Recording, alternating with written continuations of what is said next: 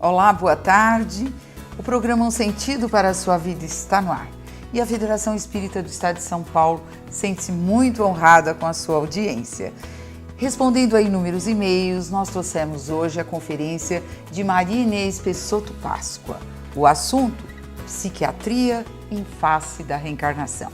Vamos assistir.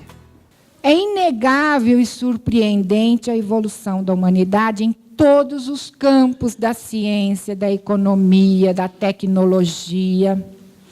Novas técnicas de diagnósticos, remédios são lançados diariamente para a cura de todas e quaisquer doenças. E por que continuamos a adoecer? Por que continuamos a ficar cada vez mais dependentes de remédio? A psiquiatria, com o seu imenso arsenal terapêutico, ela consegue diagnosticar as mais diversas doenças, que se encaixam perfeitamente em todas as entidades científicas estudadas hoje.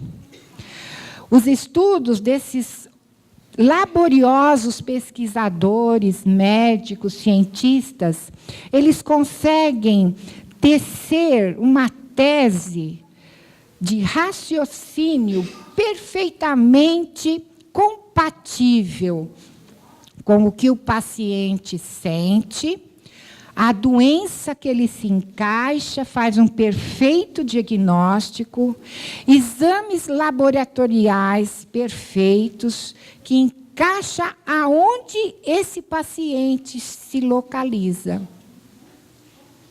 São usadas as melhores terapêuticas conhecidas hoje. Mas por que as respostas terapêuticas não são as esperadas? Por que nos consultórios os pacientes continuam voltando? O médico troca de remédio. Fala, esse não fez efeito. Com esse novo medicamento, que aí ele começa a agir, nós vamos observar, anota tudo o que acontecer e retorna. Ai, não deu certo. Ah, então a gente troca. Saiu essa semana um medicamento excepcional, certeza de cura, e passa para o paciente. Ele vai confiante para casa com a cartelinha de remédio, toma o remédio, resolve. Não resolve. Esse profissional da saúde chegou a conversar com esse paciente? Conversou. Conversou, e isso nós vamos ver por que não se consegue esses resultados tão necessários e tão esperados. Nós sabemos que todas as nossas dúvidas, todas as nossas dificuldades, nós encontramos sempre a resposta em Jesus. E Jesus, em uma de suas parábolas, lá no Evangelho, capítulo 24, não pôr a candeia debaixo do alqueire. E segue. Não devemos pôr a candeia debaixo do alqueire, mas sobre o candeeiro, a fim de que todos os que entrem possam vê-la. O que será que essa parábola, esse ensinamento de Jesus pode ajudar a classe científica? Estamos no século 21. As nossas expectativas são grandes, de acordo com tudo que nós recebemos de informação. As nossas esperanças crescem a cada ano e muito mais a cada século, porque o homem está em desenvolvimento. E quais serão os caminhos que esses bravos cientistas têm que percorrer, têm que desbravar para encontrar respostas a essas dificuldades de tratamento? Seguindo o Evangelho segundo o Espiritismo, lá no item 7, O Espiritismo vem atualmente lançar a sua luz sobre uma porção de pontos obscuros, mas não faz inconsideradamente, mas sim com admirável prudência. Se nós nos recordarmos de Jesus e suas parábolas, nós lembramos que ele usava parábolas porque nós, naquela época, não conseguiríamos entender as maravilhas que ele tinha para nos explicar. E ele usava de historinhas, como é feito hoje em dia com crianças.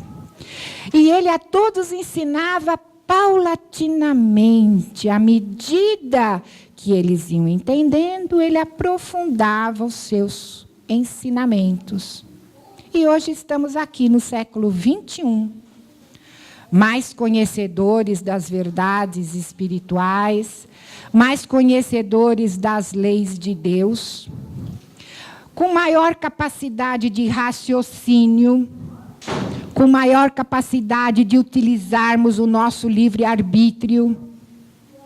E aparece, então, a doutrina dos espíritos, através da comunicabilidade dos encarnados com o mundo dos espíritos, nos traz a notícia da reencarnação. Mas no que e por que essa palavra reencarnação? Palavra simples, contundente, completa, perplexa e definitiva, que irremediavelmente revela o segredo e desvenda o véu do desenrolar dos acontecimentos da nossa existência. E no que essa reencarnação pode ajudar a essas hipóteses diagnósticas de tantas doenças? Qual o conhecimento que a reencarnação pode colaborar na diminuição do sofrimento humano? O que ela tem de especial que pode nos ajudar a aliviar o sofrimento humano? Como nós estávamos falando, o médico conversa com o paciente. Todos os assistidos têm uma ficha de atendimento. Quando nós entramos no consultório, o médico pergunta, tem lá na fichinha, nossa identificação, Maria de tal. Tem a queixa principal. Por que nós chegamos até lá? Estou com dor de cabeça, estou com tontura, qualquer coisa assim. História da doença atual. Como começou? Quantos dias? De que forma? Não é assim que acontece? Interrogatório sobre os diversos aparelhos. Para se ter uma ideia do que está acontecendo com um paciente, tem-se que saber tudo. Pergunta-se da cabeça até o pé. Tudo que envolve o corpo humano, se está funcionando bem. A barriga, o intestino, o fígado, a perna, o braço, o olho. Tudo se interroga. E pergunta-se também antecedentes pessoais e familiares. Quais as doenças que você já teve? Você tem casa na família? São os mais comuns que se perguntam, não é verdade? Depois dessa pergunta, vem a situação econômica, hábitos de vida, exames físicos, hipóteses diagnósticas, exames complementares, diagnóstico, tratamento, prognóstico e prevenção. Essa é a ficha de cada paciente. Isso é o que deve ser feito para que todos os assistidos sejam realmente tratados adequadamente. E vemos nessa ficha um item muito importante que está sublinhado, antecedentes pessoais e familiares. São importantíssimos. Mas quando o médico faz essas questões, ele se refere exclusivamente à minha idade. O que eu tenho desde o dia que eu nasci. Se eu tenho 5 anos, nesses 5 anos de vida. Se eu tenho 80, nesses 80 anos de vida. Mas nós sabemos que somos espíritos imortais. Vivemos inúmeras vezes com diversas pessoas. Desenvolvemos habilidades, desenvolvemos sequelas. Prejudicamos e marcamos nosso perispírito de inúmeras formas. E esse questionamento, como que fica? Será que todas as consequências ou todos os atos das minhas vidas pregressas interferem na minha doença atual? Nós, espíritas, sabemos que sim.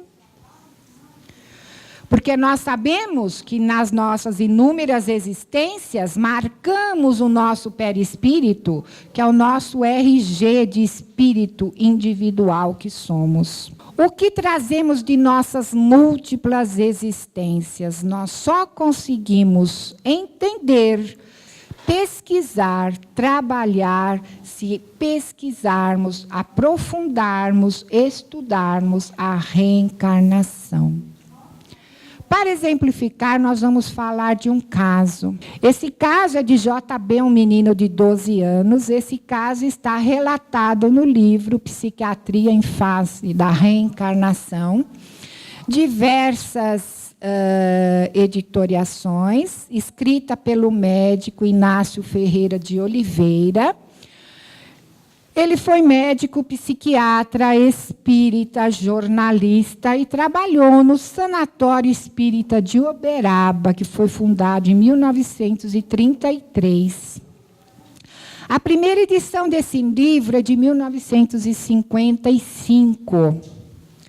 E nesse livro, o doutor Inácio Ferreira descreve inúmeros casos tratados e seguidos no Sanatório de Uberaba.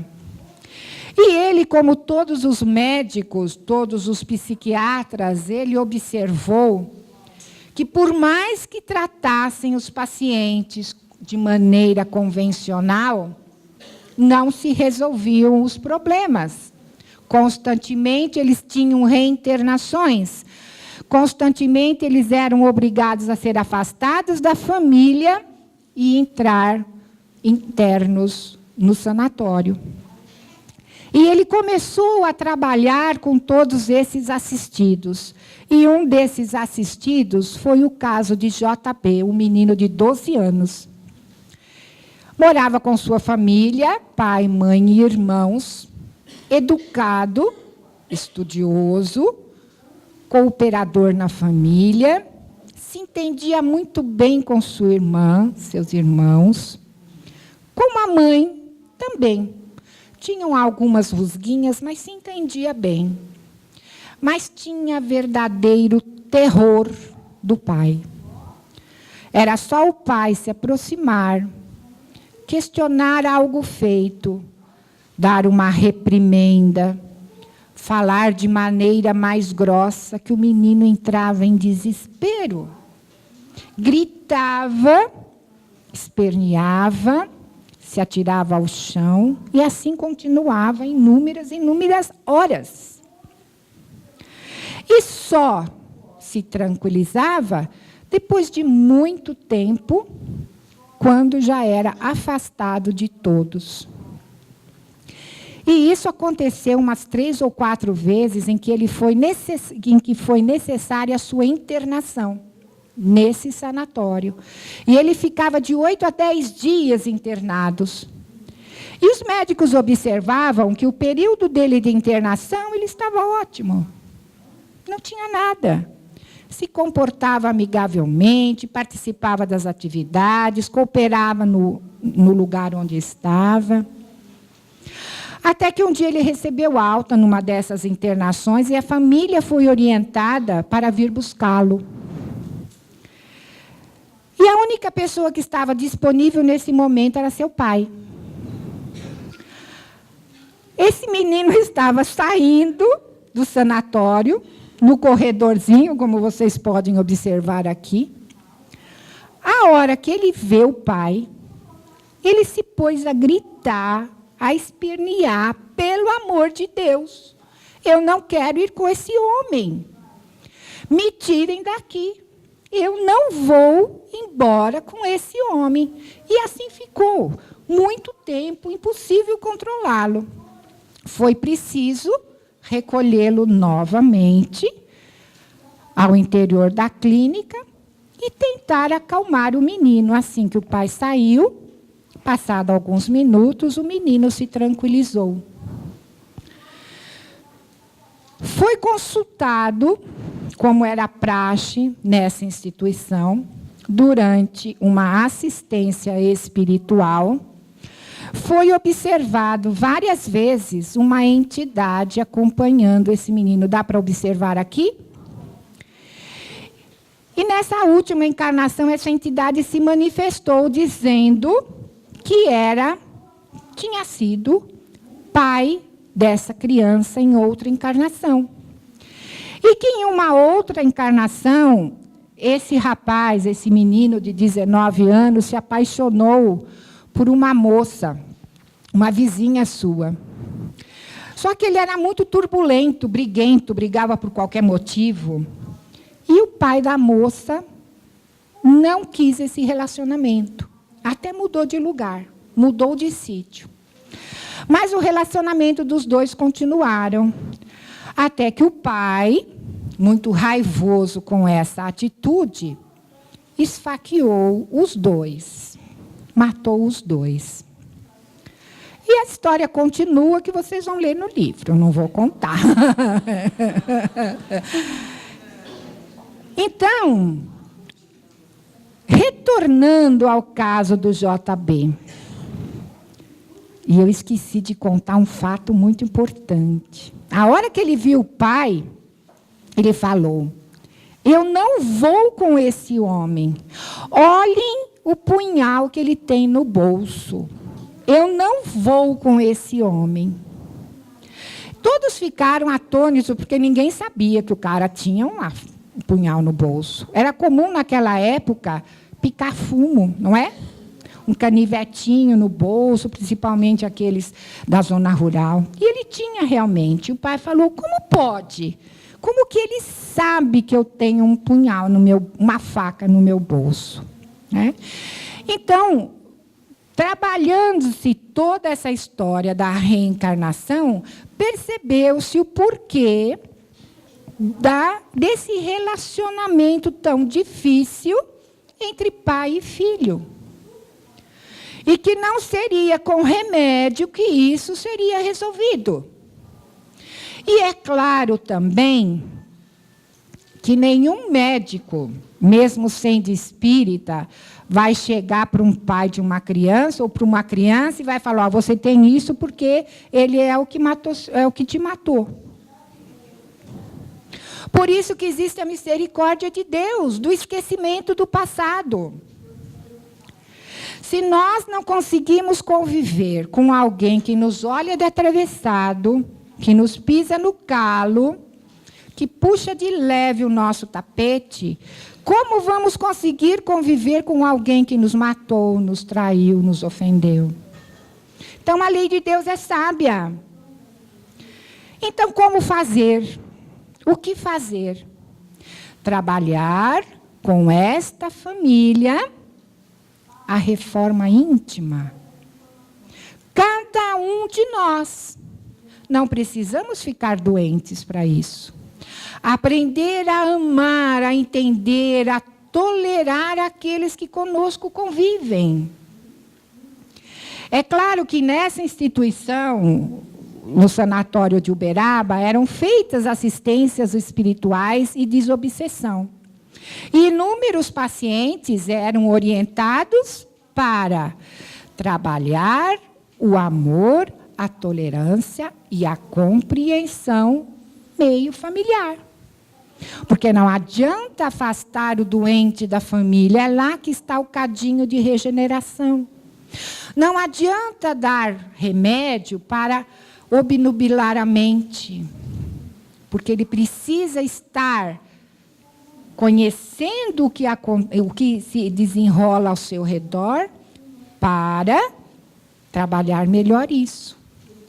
Mas também não vamos ser taxativos, não vamos tomar remédio, não. A medicação é necessária na grande maioria das vezes, porque A doença começa no espírito, mas atinge o corpo físico, e somente através da medicação será possível organizar o nosso sistema físico para podermos raciocinar, viver, etc. Então, na depressão, por exemplo, que onde nós trabalhamos, né, Nancy? Nós recebemos inúmeros casos. Eu sou depressiva desde que nasci. Eu tenho a impressão de que nasci, eu sou depressiva, mas antes ninguém sabia disso. Mas hoje que eu sei, eu acho que eu era desde que nasci. E venho trocando de médico, trocando de remédio, e venho e volto, melhoro, fico um pouquinho melhor e retorno com as mesmas coisas.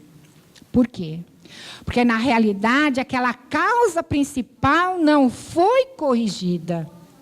Aquela mágoa, aquele rancor, aquele ressentimento, aquela culpa que eu carrego dentro de mim não foi trabalhada, não foi retirada.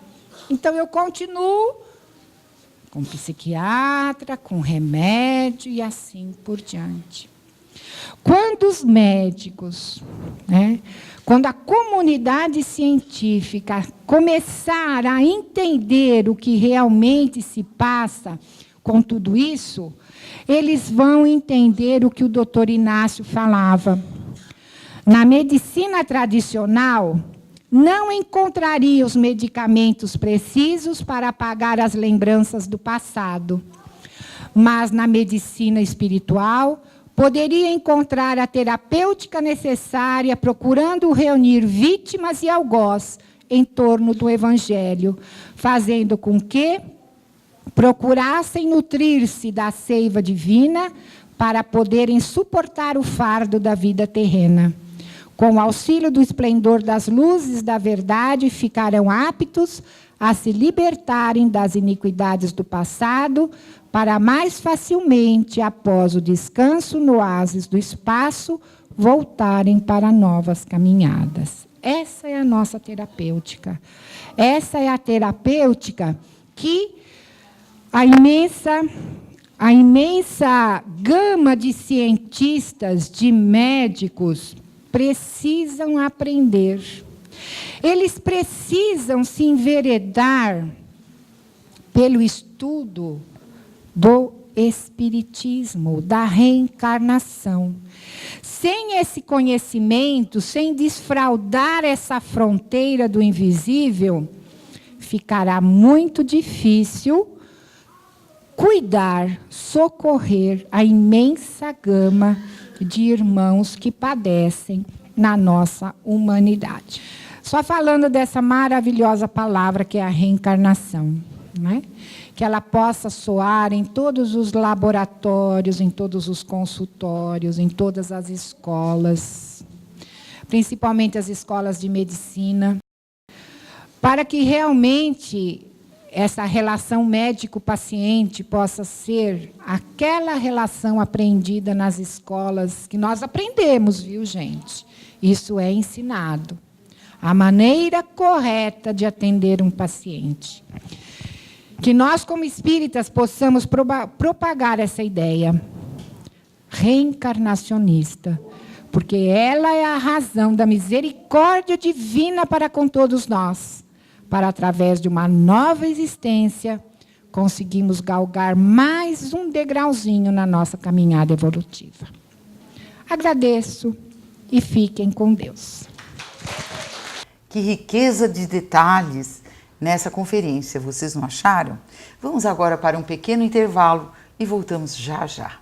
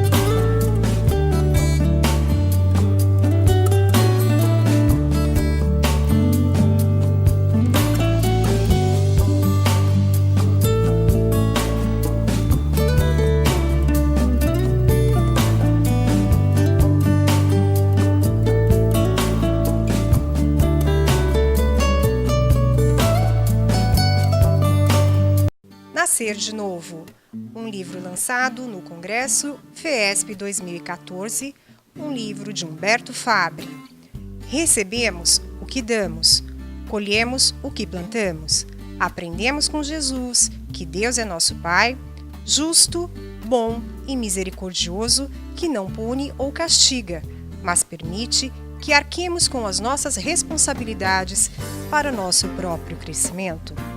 Este livro encontra-se à venda em nossa livraria, na Rua Maria Paula, número 140, ou então pelo telefone 11 31 15 5544, ramal 204.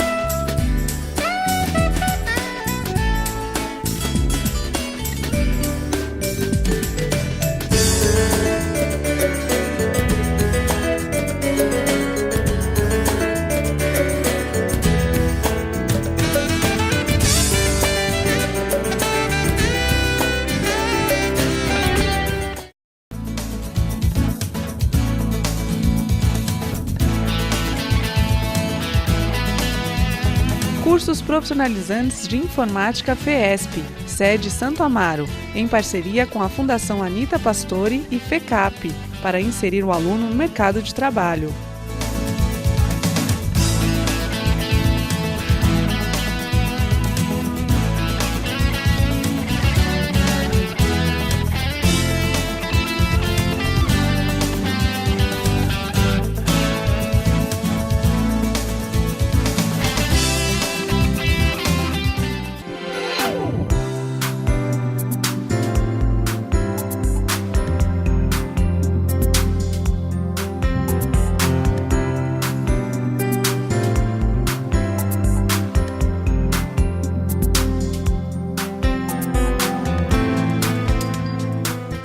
Com este livro, procuramos despertar na criança suas tendências naturais para que estas sejam aproveitadas tanto no campo moral como intelectual.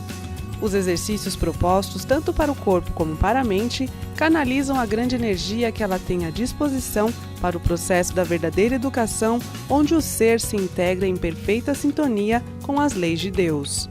A música, expressão corporal, desenho, artes plásticas, bandinha, brincadeiras de roda, historinhas, teatrinhos e parlendas contidas neste livro ajudam no processo educativo.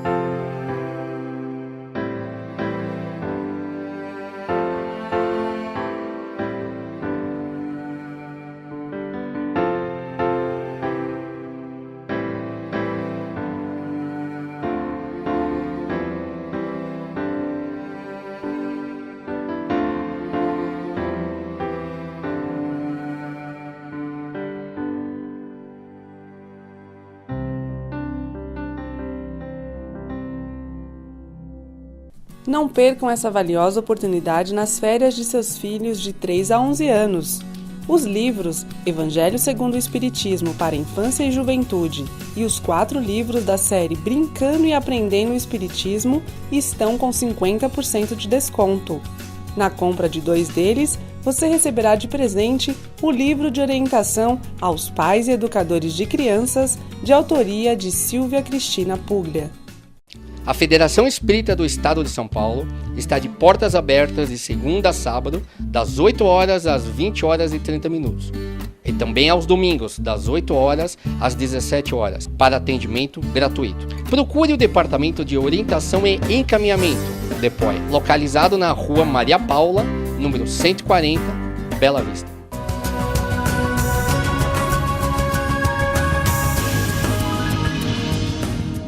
Voltamos com o programa Um Sentido para a Sua Vida.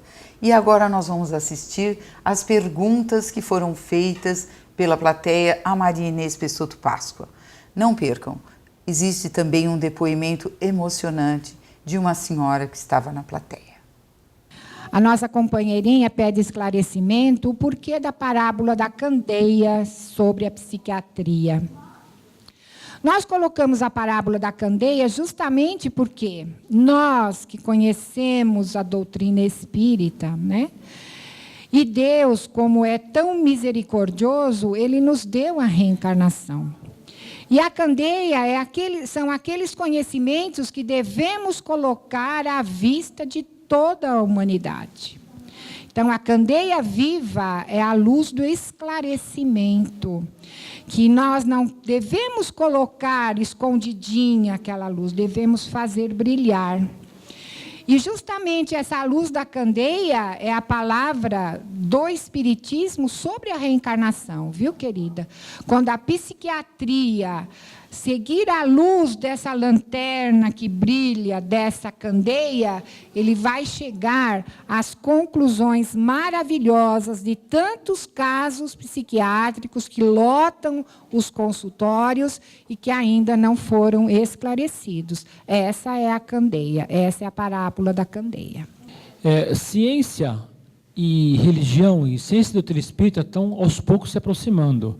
Eu gostaria de saber o seguinte, na sua opinião, como está essa proximidade da psiquiatria com a doutrina espírita? Tem associações de médicos espíritas? Nos consultórios já se fala mais nesse assunto? Ou ainda está muito incipiente? Nosso querido companheiro lembrou bem. Nós temos associações de médicos espíritas, sim, temos muitos psiquiatras espíritas, temos muitos psicólogos espíritas. Essa vivência, essa junção religião e psiquiatria está realmente em andamento, né? É um novo milênio, são novas conquistas. E nós temos também nas escolas de medicina, já entrando o estudo das religiões, a importância de uma religião na recuperação de um paciente, isso não precisa ser espírita, tá? A importância de Deus na vida das pessoas para a sua recuperação.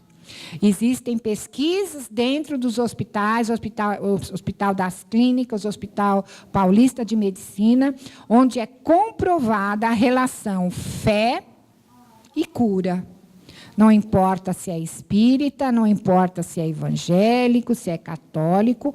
O importante é acreditar numa força maior e na nossa responsabilidade para conosco mesmo, como seres viventes da humanidade. Esclareci? Mas eu tenho uma vivência pessoal de 17 anos, de um filho que se envolveu com drogas, hoje está com 32, foi aos 15 anos, e que se misturou com doença psiquiátrica.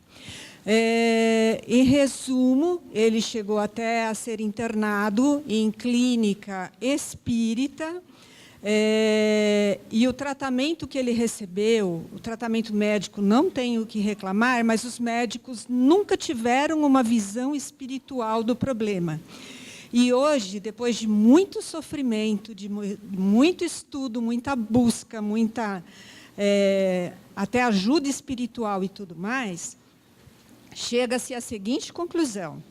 Ele dizia para mim: mãe, droga é consequência. Por trás da droga existe muita coisa. E eu não entendia o que ele queria me dizer. E hoje eu entendo, até lendo um pouco da Irmã Cidifo, que fala muito a respeito disso.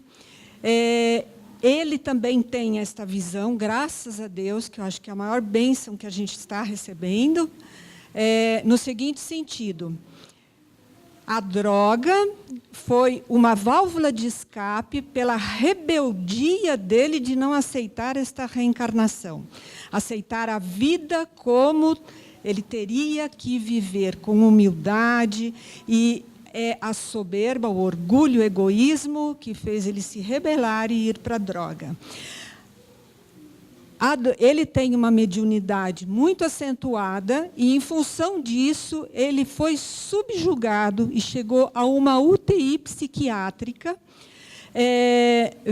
vendo coisas e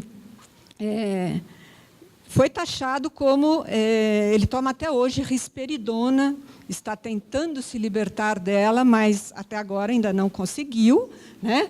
Mas hoje tem-se essa visão. O único remédio para a doença psiquiátrica e para a droga, para ele, estou dizendo, é essa reforma íntima de ser humilde, aceitar a vida que tem, ser grato a esta reencarnação, trabalhar como efetivamente hoje ele está trabalhando, é dentista na periferia, começando da estaca zero, depois de ter perdido o consultório em local privilegiado, tudo mais, mas é essa consciência que sem isso nada resolve. Então, o remédio hoje, até ele diz, será que eu vou conseguir me libertar? Mas um dia eu vou. E eu acho que vai mesmo. Tá? Obrigada. Nós sabemos que a droga é sempre uma fuga, né, de algo que acontece. Vamos ser bem breves, porque o nosso tempo já está terminado. Mas...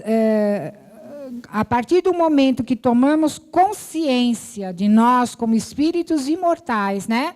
E que temos que trabalhar pela nossa melhoria, com certeza nosso leque de oportunidades se abre mais e encontramos sempre uma frestinha para seguirmos mais tranquilos. Parabéns pelo esforço e dedicação. E nós que parabenizamos a Inês por tão belos conhecimentos e que soube passar para a gente. Não é? Mais uma vez... Emocionante, não é verdade? Esta conferência foi retirada deste livro, Psiquiatria em Face da Reencarnação, que é um livro das edições Fiesp, está vendo aqui nas nossas livrarias, viu? Nós vamos ler hoje um trecho deste livro do Dr. Inácio Ferreira. As criaturas humanas se atraem ou se repelem, instintivamente, momentaneamente, porque em existências passadas ou foram muito amigas, ou entre elas se deram acontecimentos de tal gravidade que sua lembrança está gravada no perispírito e de tal maneira que ele se ressente só com a aproximação do inimigo. Daí resulta que, por determinações divinas, espíritos amigos e inimigos se reencarnem em uma mesma família. Os primeiros, com a finalidade de estreitarem mais ainda entre si os laços de uma afeição sincera para finalidades só conhecidas, por vezes, por essa força superior, inteligente e divina.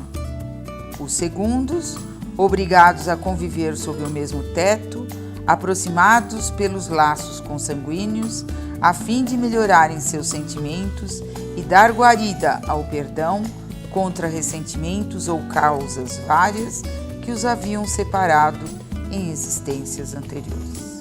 Quando se esforçam por modificar seus sentimentos maus, aos poucos se aproximam entre si mesmos, aprendendo a ser humildes e bons, despojando-se de projetos de maldade e vingança, dois grandes fatores a impedir a finalidade da evolução do espírito.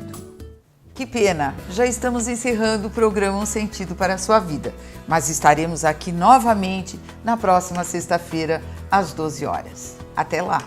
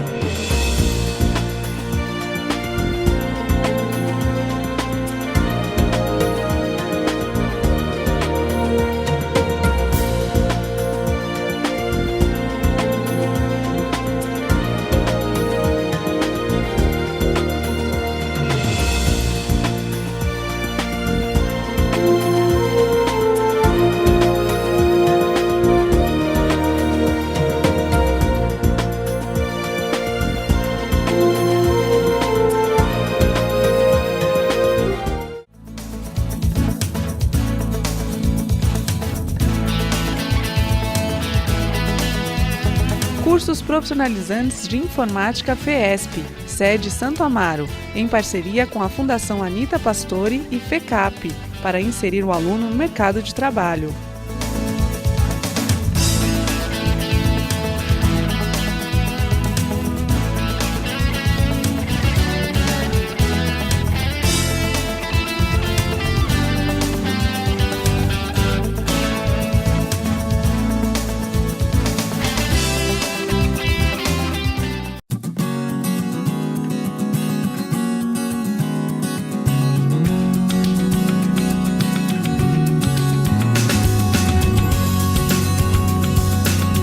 Creches da FEESP, em São José dos Campos. 160 crianças atendidas diariamente com refeições, atividades lúdicas, educativas e recreativas.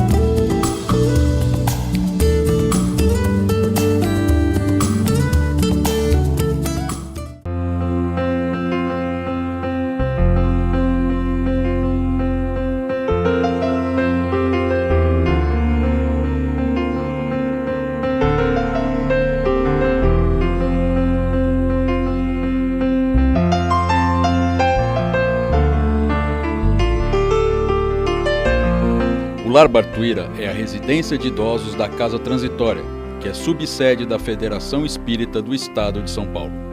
São 50 mil metros de ar puro, muito verde e tranquilidade no coração da cidade. O tratamento é todo voltado às necessidades dos idosos, contando com fisioterapeutas, terapia ocupacional, 6 refeições ao dia, médicos, enfermeiras, entre outros. Carinho, atenção e respeito são os pilares de atendimento da FEESP.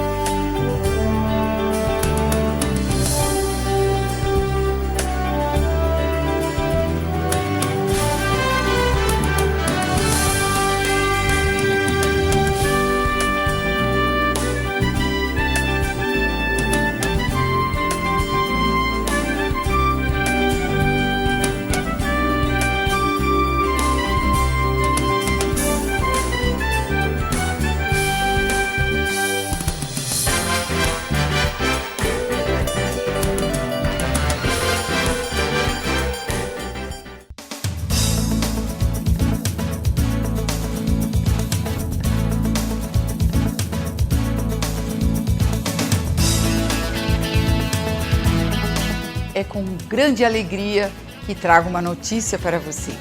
A festa de rua típica francesa, em homenagem a Allan Kardec, foi considerada oficialmente no calendário da cidade de São Paulo a maior cidade do Brasil.